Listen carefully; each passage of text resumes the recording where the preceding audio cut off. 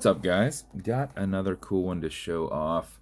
This one's taken a minute for us to put together, a little bit of complications. Nothing with the watch specifically itself, but initially I thought we were building it on a different platform, and then I thought when I got this it was missing a piece, and of course I had the piece. So it's done.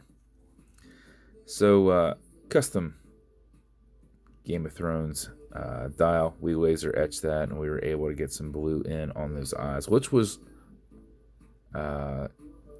easier said than done, but we got them in there. Okay, Google, down 4%. So we've got a brushed case. We've got the laser etched dial. We got that AR coated glass there. You get to keep seeing that nice blue pop to it, which goes well with our theme. Stock exhibition case back. This is the Seagull ST3600, which is a 6497 ETA clone. It's got like a 50 plus hour power reserve on it. Very, very, very nice. I can wind these things up and they go for a long time. It is a little bit of a pain to wind them. I won't lie, and you'll learn that. But the nice thing is you don't have to do it very often. So we did the blue leather, black backing to it, with a nice gray stitch to it. Pre-V buckle on here. And I think I referenced that I did some blue anodized hands on there. Or maybe I didn't. But they kind of look normal right here, right? They kind of just look dark blue. But then you get them in the light, you realize, oh, those are shiny blue.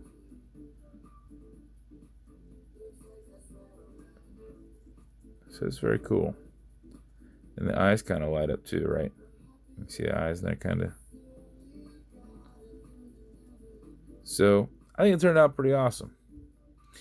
So these ones are a bit cheaper for me to build because I can't do a lot of the stuff that I do on my other platforms. There's no engraving.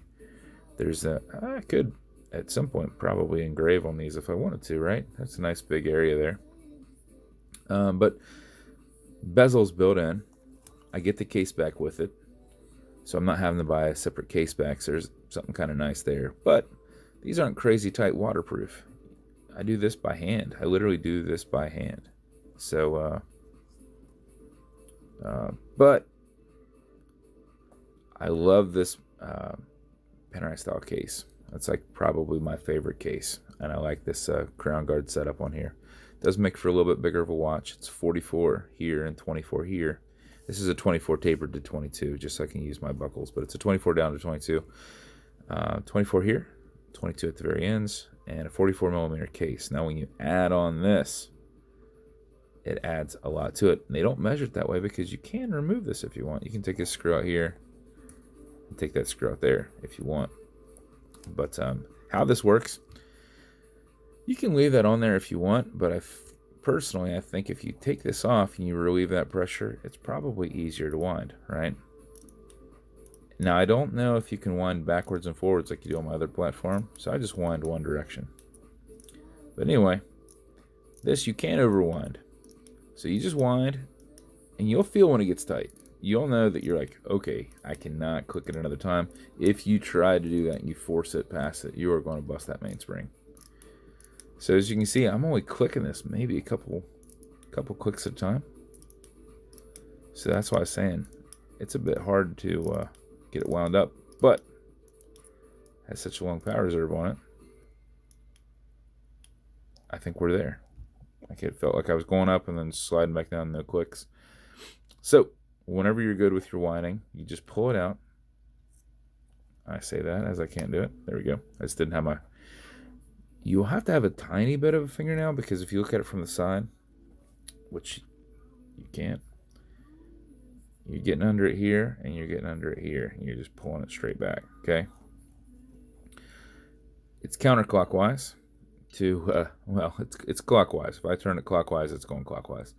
But this is counterclockwise to my other platform, so I always go backwards at first. You just spin it around where you want it. Okay, Google, what time is it? It's 11:24 a.m. 11:24 a.m. Okay, put it where you want. Now, if you watch, as you're pushing this down, this little lever here pushes that in. And then there's just enough tension there that from here, you can see that, how it won't go down any further, right? It stays right there. And then you push it through. So there's just a little bit of tension there. So you have to cut your stem just properly enough where it's sticking out just far enough, but not hard, so far out that it's putting a lot of pressure on your pinion that you're working off of. So there's your build, man. Hope you love it. I thought it came out pretty awesome. And as with every build, you're going to get those matching beads. Up to you whether you wear those or not, which you should, man. You should wear those beads. Now, I didn't have anything blue, and I didn't really have anything gray, but I kind of had something that's kind of a gray-white, and I thought, that'll look cool. So, gray-white special edition BVW box. It's going to come with watch cleaner. This is good on all glass and metal parts, so everything there in the center. And it's going to come with some leather conditioners to keep that strap perfectly soft, applied on the front and back. Let it soak in, remove any excess. And then a microfiber to help you polish your watch whenever you're cleaning it. So that is your build, man. I appreciate you a ton. Thank you for continuing to order watches from me, man. And if you want me to build you something custom and unique, reach out and I'll see what I can do. And if you want to continue to see videos like this, like and subscribe as I put them up all the time. Thanks, guys.